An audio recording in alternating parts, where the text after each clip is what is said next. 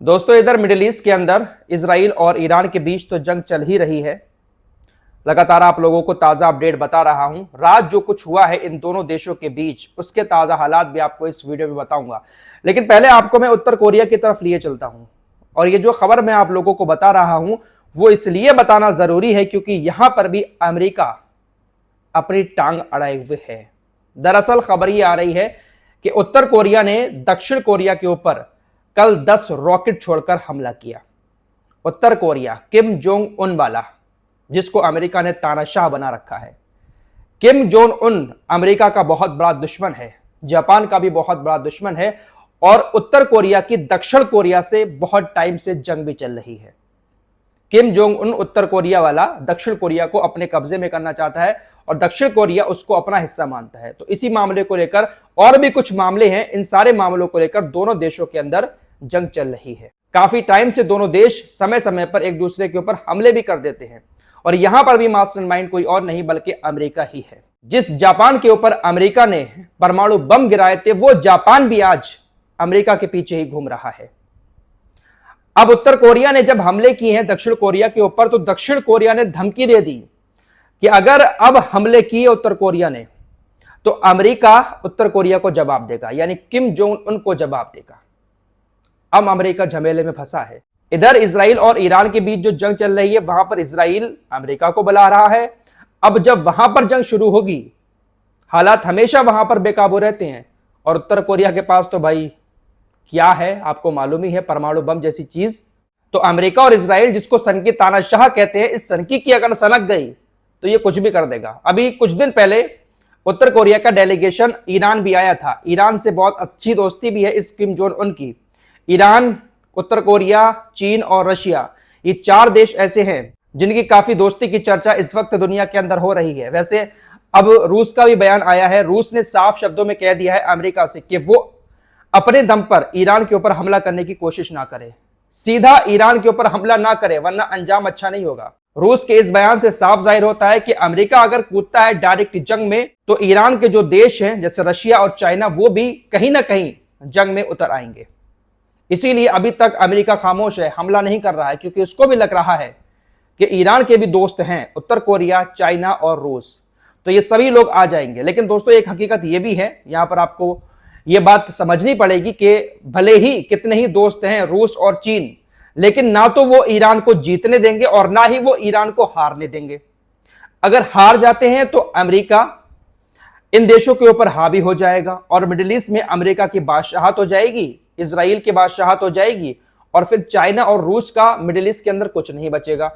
और अगर ये लोग ईरान को जितवा देते हैं तो ईरान फिर अपना रुतबा कायम और ज्यादा कर लेगा, जो इनको पसंद नहीं आएगा। थोड़ा पैसे का भी मामला रहता है, बहुत सारे गेम चलते हैं अंदर अंदर। तो ना तो यहां पर ये ईरान को जितवाएंगे और ना ही ईरान को हरवाएंगे, ये हकीकत है। किसी भी तरीके से इस जंग का कोई ना कोई हल जरूर निकलेगा बहुत जल्द। फिलहाल ये जो आपकी स्क्रीन पर दिखाई दे रहा है, अंतरराष्ट्रीय ऊर्जा परमाणु ऊर्जा एजेंसी का चीफ, इसी ने सारा भ्रम फैलाया है कि ईरान परमाणु हथियार बना रहा है। और अब इसकी तरफ से कल से कहा जा रहा है कि ऐसा कोई पुख्ता सबूत नहीं है जिसके बेसिस पर यह कहा जा सके कि ईरान परमाणु हथियार बना रहा है या उसने परमाणु हथियार बना लिया है। अब ये पूरी तरीके से नाकाम हो रहा है सबूत रखने में। तो अब कह रहा है कि भाई कोई सबूत है ही नहीं, लेकिन ये वो शख्स है जिसने ये आग भड़काई है, चिंगारी इसी ने लगाई, आग इसी ने भड़काई। आज ये जो हमले हो रहे हैं ना, इसी के कहने पर हो रहे हैं कि ईरान परमाणु हथियार बना रहा है। लगातार ये भड़काता रहा अमेरिका और इजराइल को। अब इस मामले को लेकर ईरान इसके खिलाफ मुकदमा करने जा रहा है। ईरान इसके खिलाफ इंटरनेशनल कोर्ट में मुकदमा करेगा।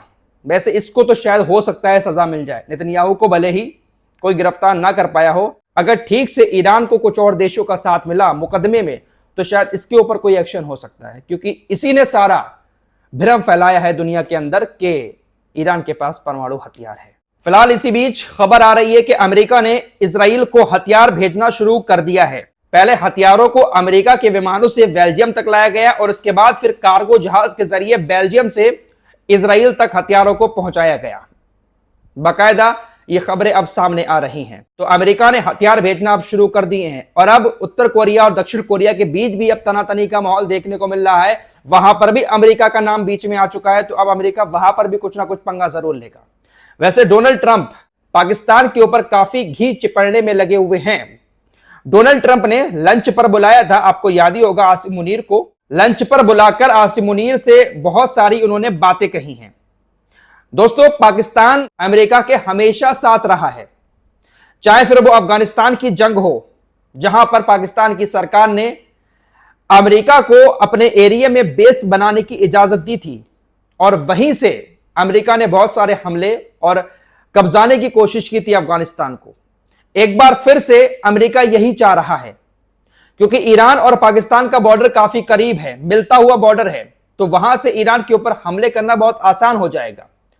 ऑफिशियली यह खबर है कि लंच पर बुलाकर जब बातचीत हुई आसिम मुनीर से, तो डोनाल्ड ट्रंप ने साफ शब्दों में कहा कि वो ईरान के खिलाफ ऑपरेशन चलाने में हमारी मदद करें, हम उनकी हर एक तमन्ना को पूरा करेंगे, हम उनको मिलिट्री सपोर्ट भी करेंगे, हम उनको हथियार भी देंगे और अभी जो मदद हमसे होगी हम पाकिस्तान की करेंगे, पाकिस्तान अगर ईरान के खिलाफ ऑपरेशन में हमारा साथ देता है। यह तो बहुत बुरी तरीके से आसिम मुनीर लंच करके फंस गए हैं, इधर कुआ और इधर खाई। अगर पाकिस्तान अमेरिका का साथ देकर ईरान के खिलाफ ऑपरेशन चलाता है तो पूरा इस्लामिक वर्ल्ड गाली देने पर उतर आएगा पाकिस्तान को, और अगर ईरान का साथ देता है पाकिस्तान तो फिर अमेरिका से बहुत कुछ खो देगा पाकिस्तान। आसिम मुनीर बहुत बुरे फंसे हैं लंच करके। कल ही मैंने इस टॉपिक पर बात की थी कि ये जो शख्स है डोनाल्ड ट्रंप, ये बहुत शातिर दिमाग है, बहुत बड़ा बिजनेसमैन है। कोई भी काम करता है ये बंदा तो बिना मतलब के नहीं करता है। सऊदी अरब गया, कतर गया, यूएई गया, सबको बड़ी बड़ी हथियारों की डील देकर आया है और इसके बाद जंग शुरू कर दी ताकि कोई हमारे खिलाफ आवाज ना उठा पाए। अब देखते हैं कि पाकिस्तान क्या करेगा, देखने वाली बात होगी। फिलहाल आईआरजीसी की तरफ से कहा गया है कि अब तक इजराइल हमारे ऊपर फाइटर जेट से हमले कर रहा था, लेकिन रात उसने कुछ यूएवी हमारे एरिया की तरफ तैनात कर दिए और उसी के जरिए कुछ मिसाइलें छोड़कर हमारे ऊपर हमले किए गए।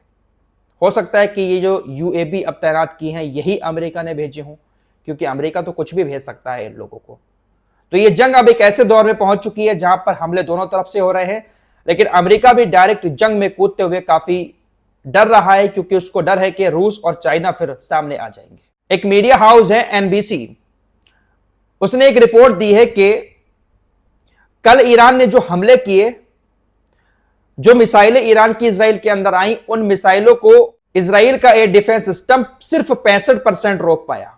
इजराइल के डिफेंस सिस्टम ने सिर्फ 65% मिसाइलें ही रोकी, 35% मिसाइलें जो हैं वो इजराइल के अंदर जाकर गिरी हैं। लेकिन परसों का आंकड़ा कुछ और था। परसों जब रिपोर्ट आई थी तो उसमें कहा गया था कि ईरान ने आज जो हमला किया है तो तकरीबन 90% मिसाइलों को रोक लिया गया, 10% मिसाइलें जाकर गिरी। तो इससे अंदाजा लगाया जा सकता है कि अब इजराइल का एयर डिफेंस सिस्टम या तो कमजोर पड़ गया है या फिर ईरान ने अपनी ताकतवर मिसाइलों को छोड़ना शुरू कर दिया है। लेकिन तबाही बड़ी खतरनाक हो रही है इजराइल के अंदर, ऐसा इजराइल ने कभी सोचा भी नहीं होगा। जो मंजर अब देखने को मिल रहा है, नेतन्याहू एक बार फिर से मैदान में उतरा तबाही के मंजर देखने। नेतन्याहू तबाही के मंजर देख रहा था, उस बिल्डिंग के पास खड़ा हुआ था जहां पर तबाही हुई सबसे ज्यादा, और वहां पर खड़े होकर क्या कह रहा है, देखिए बड़ा खतरनाक दौर चल रहा है, मेरे बेटे की शादी भी टल गई, मेरे बेटे की शादी होने वाली थी लेकिन ये जंग शुरू हो गई और मेरे बेटे की शादी भी नहीं हो पाई। ये लोग इस तरीके से हमारी फैमिलियों को डरा रहे हैं, धमका रहे हैं, न जाने कौन कौन सी बातें वो अलाप रहा था। इसी बीच जहां पर वो खड़े होकर ये सब बातें कर रहा था, पीछे बिल्डिंग के एक जोरदार धमाके के साथ भरभराकर गिरने की आवाज आती है। पीछे मुड़कर घबरा कर देखता है, आफ्टर शॉक था बेबी। ईरान ने जिस बिल्डिंग पर मिसाइलों से हमला किया था वो बिल्डिंग चरमराकर थोड़ी थोड़ी गिर रही थी, लेकिन बेबी को लगा कि पीछे से मिसाइल आ गई, घबरा कर देख रहा था, लेकिन बेबी आफ्टर शॉक था। अब मालूम पड़ रही है इसको हकीकत कि तबाही क्या होती है। फिलहाल आज पूरा एक हफ्ता हो चुका है इस जंग को शुरू हुए और तकरीबन $500 मिलियन, एक मोटा मोटा आंकड़ा सामने आया है। इजराइल को इतना नुकसान अब तक इस जंग में सिर्फ ईरान की मिसाइलों को रोकने में हो चुका है, बाकी तबाही इतनी बड़ी हुई है। बहुत सारी तस्वीरें आ रही हैं कि इजरायली देश छोड़कर भाग रहे हैं। एक वीडियो और आया जहां पर इजराइल के यहूदी सड़कों पर उतरकर ईरान से कह रहे हैं, ईरान हमें माफ कर दो, हम शांति चाहते हैं। इतना सब कुछ चल रहा है दुनिया के अंदर, लेकिन गोदी मीडिया ने आज भी अपनी चाल नहीं बदली है। गोदी मीडिया आज भी वही सब घिसी पिटी खबरें, वही बड़ा चढ़ाकर नेतन्याहू और ट्रंप को दिखा रहा है कि ट्रंप की धमकी से ईरान कांप रहा है और ईरान ने हमला करके गलती कर दी है, नेतन्याहू ने कह दिया सबक सिखाएंगे, ये वो वही तमाम फालतू की बातें आज भी मीडिया कर रहा है। इस रिपोर्ट में इतना ही। सच्चाई जानने के लिए हमारे चैनल को सब्सक्राइब कर सकते हैं।